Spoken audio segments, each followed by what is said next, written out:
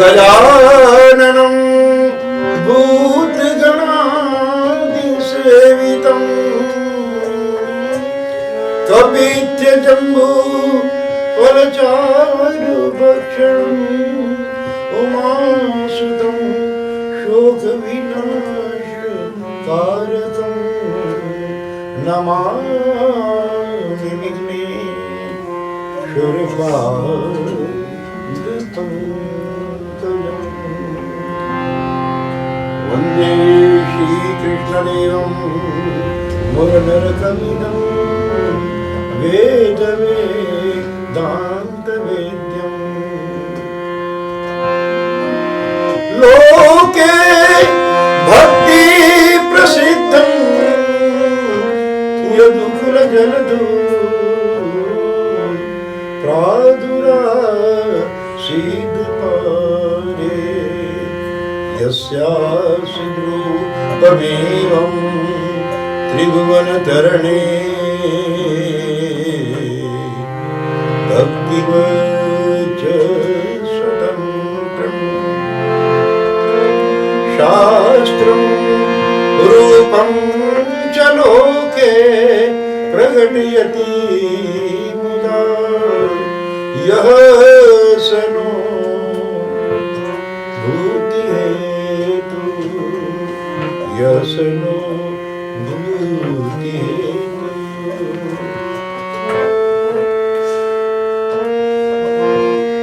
या कुन्देन्दु तुषारहारधवला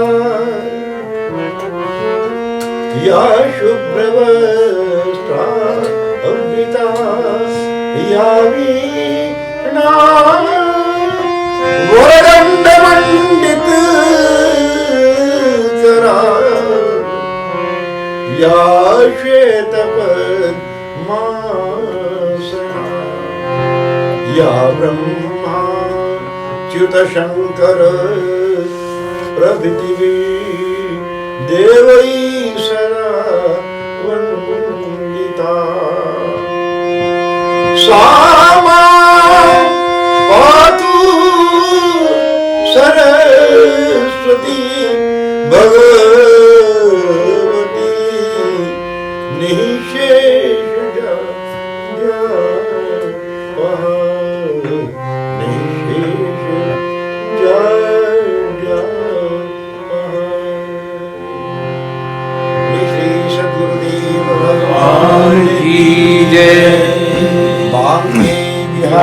लाल की जय, सीता माता की जय, व्यासदेव भगवान की जय, श्री श्री गुरु पंचायत की जय।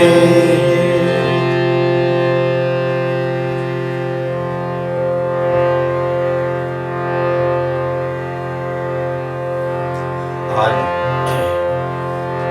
गीता जयंती साल में एक दिन मार्गशीर्ष महीने में महाभारत युद्ध हुआ था। आज के दिन प्रारंभ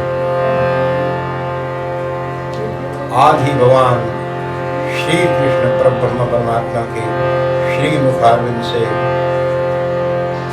वो उच्चतम ज्ञान प्रकट हुआ जिसको सारा संसार नतमस्तक है। उस गीता को पढ़ना, उस गीता के अर्थ को सुनना, श्लोकों को सुनना, फिर अर्थ को सुनना, फिर अर्थ को जानना, ये उनके लिए जो परम ज्ञान की तरफ, परम मोक्ष की तरफ जाने वाले हैं।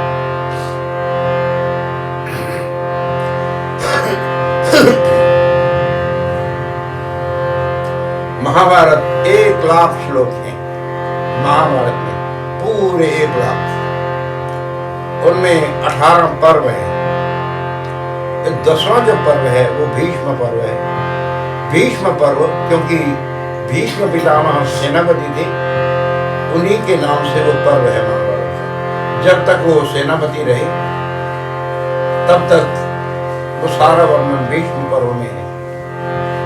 लेकिन जिस दिन युद्ध प्रारंभ हुआ, क्योंकि भीष्म पितामह सेनापति थे, इसका नाम, इसलिए उसका नाम भीष्म पर्व है।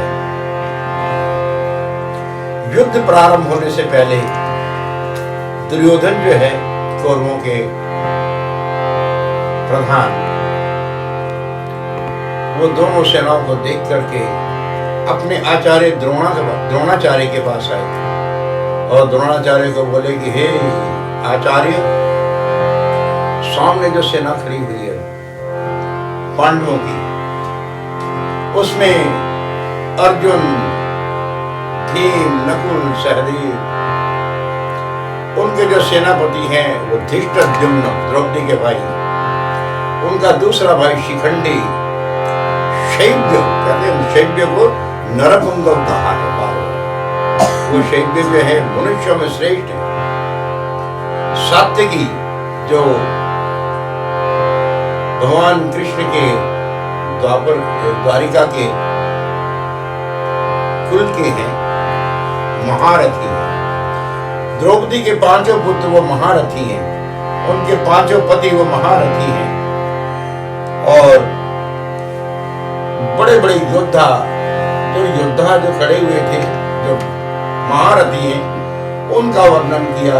और अपनी सेना में जो लोग भीष्म पितामह, भगवान भीष्मश्च कर्णश्च कृपश्च समितिञ्जय अश्वत्थामा विकर्णश्च सोमदत्तिश्च तथैव च अन्ये च बहवः मदर्थे त्यक्तजीविताः नानास्त्र प्रहरणाशु सर्वे युद्ध विशारदा। दुर्योधन कह रहे हैं द्रोणाचार्य को, आप एक भीष्म पितामह भगवान भीष्मश्च कर्ण, तीसरे कर्णश्च कृपश्च कृपाचार्य अश्वत्थामा विकर्ण सोमदत्ती, मैंने सोमदत्त के पुत्र भूरिश्रवा, और भी बड़े बड़े युद्धवीर हमारी कौरव सेना में सम्मिलित हुए। उनकी सेना और हमारी सेना में इतना ही फर्क है कि वो भीम के द्वारा जो रक्षित सेना है पांडवों की, वो जीतने में सुगम है, और हमारी सेना जो आप और भीष्म पितामह के द्वारा रक्षित है, वो जीतने में अजेय है, उसको जीतना मुश्किल है। तो जैसे ही भीष्म पितामह ने देखा कि दुर्योधन द्रोणाचार्य के पास आए हैं उनको युद्ध के लिए उकसाने के लिए, तैसे ही भीष्म पितामह ने देखा और उनको कहने लगे कि मैं भी यही। उन्होंने अपना शंख बजाया जो, और चारों तरफ शंख बजे, खूब नगाड़े बजने, भेरी बजे, शंख बजे, खूब शोर हो गया। इतना शोर हुआ कि धृतराष्ट्र के जो पुत्र उनके हृदय विदीर्ण हो गए। भगवान श्री कृष्ण अपने रथ पर आरूढ़, उन्होंने अपना पांचजन्य नामक शंख बजाया। पांचजन्यम ऋषिकेशो देवदत्तम धनंजय मंत्रम तद्गौ महाशंखम भीमकर्मा विभोदरम अनंत विजयम राजा कुंती पुत्र और नकुला सहदेव सुघोषमणि पुष्पक, अलग अलग शंखों के नाम बताए। भगवान श्री कृष्ण के पास जो शंख है उसका नाम है पांचजन्य। पांचजन्यम ऋषिकेश देवदत्तम धनंजय, धनंजय जो है अर्जुन, उन्होंने उनके शंख का नाम है देवदत्त, उसको उन्होंने बजा दिया।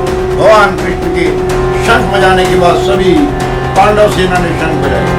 भगवान कृष्ण ने अपना पांचजन्य, अर्जुन ने देवदत्त नामक शंख, पौंड्रदत्तो महाशंखम भीमकर्मा वृकोदरा, भीम ने पौंड्र नामक शंख बजाया। और भीष्म जो युधिष्ठिर हैं उन्होंने अनंत विजय नामक का शंख बजाया। मणिपुष्पक सहदेव और नकुल ने भी अपने मणिपुष्पक और शंख बजाए। चारों तरफ शंखों की आवाज से सभी दोनों तरफ नगाड़े बजे, नफीरी बजी, ढोल बजे, उससे जो योद्धा है उनको जोश आ जाएगी लड़ने के लिए। और अर्जुन से पीछे भी भगवान कृष्ण को बोले कि कौन हमारी तरफ से लड़ने आए, उसने पता है, लेकिन पूर्वों की सेना की तरफ से कौन कौन युद्ध रूपी व्यापार में, युद्ध एक व्यापार है, उसमें कौन कौन अपना दांव खेलने आए, अपने प्राणों को आहुति देने के लिए आए, मैं पहले उसे देखना चाहता हूँ। कृष्ण भगवान ने तो कहा कि मेरे रथ को दोनों सेनाओं के बीच में ले चलो, और कृष्ण भगवान अर्जुन के रथ को दोनों सेनाओं के बीच में ले आए। तो कृष्ण ने कहने लगे, देखो हमारी तरफ से योद्धा जो खड़े हुए, तुम्हारे भाई, तुम्हारे ससुर, तुम्हारे गुरु, तुम्हारे मामा, परदादा और पुत्र और पौत्र, सभी लोग इस सेना में विराजमान हैं। और उधर भी ऐसा ही है, उधर भी ससुर हैं, गुरुजन हैं, आचार्य हैं, मामा, ताऊ, ससुर भी हैं, वो सब उस तरफ खड़े हुए हैं। अर्जुन ने अच्छी तरह से दूर दूर तक देखा और सोचा मन में कि यही घर के लोग तो हैं, सारे रिश्तेदार हैं और आपस में लड़ने को तैयार हैं। अगर लड़ाई हो गई तो भी हम भी मारे जाएंगे, ये भी मारे जाएंगे, तो अगर सारे ही मारे जाएंगे तो युद्ध किस लिए? ये राज्य जो प्राप्त होगा वो किस लिए होगा? कौन भोगेगा? जब होगा ही नहीं, कोई मरी जाएंगे। और युद्ध से एक बड़ी दिक्कत ये है कि अगर सारे मर गए तो जो स्त्रियां बचेंगी उनका क्या होगा? सारी विधवाएं होंगी। तो अगर हमारा कुल ही सारा समाप्त हो गया और जो स्त्रियां बची हैं वो विधवा, वो अगर भ्रष्ट हो गई तो पल्यूट हो गई, तो उनसे अगर संतान होगी तो वर्ण संकर पैदा होगा। वर्ण संकर क्या होता है? वर्ण संकर अपने कुल को नाश करने वाला ही होता है, क्योंकि जो वर्ण संकर है, पिता के बिना जो दूसरे पिता से उत्पन्न हो रहा है, वो अगर तर्पण भी करेगा, पिंडदान भी करेगा, श्राद्ध भी करेगा, तो हमको प्राप्ति नहीं होगा। अगर सारे ही मारेंगे, हम सुनते आए हैं कि अगर ये कोई भी ना हो कुल में पिंडोदक करने वाला और मरण शंकर अगर श्राद्ध तर्पण करे तो हमें प्राप्त नहीं होगा। तो सुनते आए हैं, ये थी सुश्रुम, ये सुना है कि सारे नरक में चले जाते हैं, क्योंकि जिनका पिंडदान नहीं होता, जिनका श्राद्ध नहीं होते, तर्पण नहीं होता, जब देने वाला ही नहीं तो सारे पितर नरक में चले जाते हैं। इसलिए पुत्र उसे कहा है जो अपने माता और पिता के मोक्ष का उपाय करे। अगर नहीं तो उनके लिए जो पितृलोक में है उनको पिंडदान करते हुए तब तक वो वहां रहे, तब तक सुखपूर्वक रहे, इसीलिए पुत्र होता है। और अगर हम सारे ही मारे गए तो हमारा तो धर्म नष्ट हो जाएगा, धर्म समाप्त हो जाएगा। सनातन धर्म जो परंपरा से चला आ रहा है वो भी समाप्त हो जाएगा, जाति धर्म समाप्त हो जाएगा, कुल धर्म समाप्त हो जाएगा, सनातन धर्म समाप्त हो जाएगा। ये सारी घटना अगर युद्ध के वजह से होनी है तो फिर ऐसे भयानक युद्ध से लड़ने की क्या जरूरत है? और अगर यही गुरु लोग खड़े हैं जिनको मैं माथे टेकता रहूं, जिनसे विद्या ज्ञान सीखा है, जिनको अस्त्र उठाना उनके सामने तो दूर, सोचना भी मना है, उन्हीं से मैं युद्ध करूंगा, कैसे बाण उठाऊंगा, कैसे बाण चलाऊंगा? जो बड़ी विडंबना है। और जो पूजा के लायक है उनको हथियार चलाना मना है तो मुश्किल हो जाएगी। तो ऐसे उनको मार करके फिर जो रिश्तेदार हैं करके उनसे सने हुए खून को से सने हुए राज्य को भोगना, इससे तो सारा भीख मांग के खा ले। अर्जुन कह रहे हैं कि मैं तो भीख मांग के खा लूंगा, ये राज्य मेरे को नहीं चाहिए। जो बड़े बड़े जो पूज्य हैं उनका खून करके उनसे खून से हुए राज्य को भोगना, और कम से कम मेरे को तो समझ है, उनको समझ नहीं है, उनका दिमाग खराब है। कम से कम कोई तो समझदार हो। तो हम भी अगर उन्हीं की तरह बेवकूफी करेंगे तो हम काहे के समझदार हैं? अर्जुन दलील दे रहे हैं। इसलिए मुझे नहीं लगता इस युद्ध करके कोई इसमें नफा लाभ होने वाला है। इससे बेहतर हो मैं युद्ध छोड़ करके जंगल में जाके सन्यासी होकर के भिक्षा का निकालूंगा, मैं युद्ध नहीं करता। क्यों?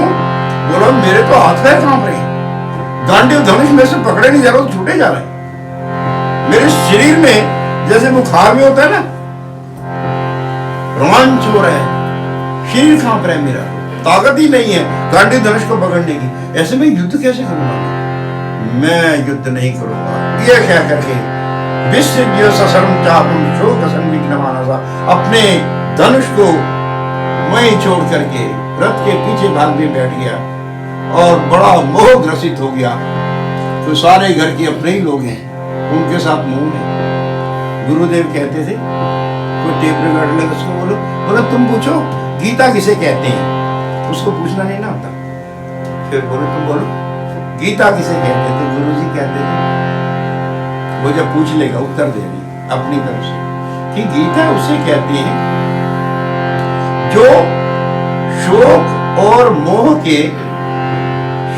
मोह को दूर करने के जो वचन है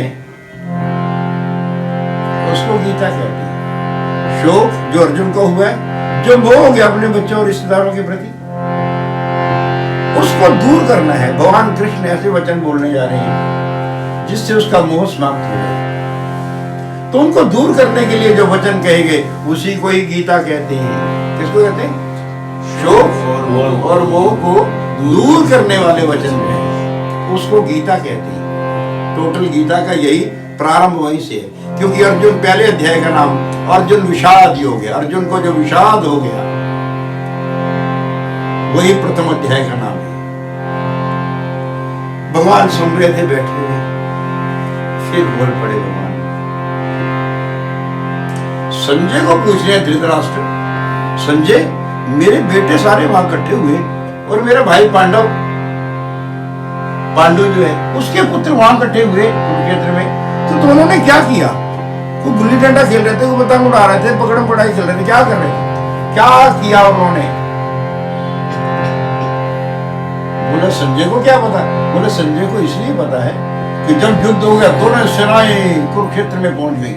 अंबाला से लेकर के जींद तक 40 किलोमीटर का लंबा चौड़ा जो इलाका है वो महाभारत का युद्ध क्षेत्र है। याद रखना, महाभारत है, हमें मालूम ही नहीं है। जब दोनों सेनाएं वहां गई, जो धृतराष्ट्र और कुंती जो है और गांधारी और विदुर जी, विदुर तो तीर्थ यात्रा में चले गए और बलराम जी भी तीर्थ यात्रा में गए हुए थे पहले से, पीछे से युद्ध शुरू हो गया। तो 3 जने पीछे हैं, एक धृतराष्ट्र, एक गांधारी, एक कुंती और एक संजय। तो वेदव्यास भगवान आए, क्यों? क्योंकि वेद भगवान की ये सारी सेना जो संतानें हैं वो उन्हीं की हैं। उन्हीं से उत्पन्न हुए सारे वेदव्यास भगवान से, और वो वेदव्यास भगवान करनाल में प्रकट हुए क्योंकि उनकी माता क्या नाम है? सत्यवती। और पिता कौन है? पराशर ऋषि। यहाँ पराशर तीर्थ है, ये काछुआ के आगे 3-4 किलोमीटर वहीं प्रकट हुए। वो टापू था पहले, तो वहीं से वेदव्यास भगवान को वहां दिल्ली बुलाया गया, क्योंकि सत्यवती को पता था मेरा बेटा और बाकी सब तुम्हारे गए, बहुएं हैं 3 घर में, क्या करें? चित्र विचित्र भी ये मारे गए, चित्रांगद मारे गए, तो उनकी संतान वही है। वो दोनों संतानें चली गई, तो अब सत्यवती बहुत परेशान, क्या करें। उन्होंने फिर गुप्त रूप से वेदव्यास भगवान को बुलाया कि एक ही पुत्र है, कोई नहीं जानता था कि वे सत्यवती का ही पुत्र है।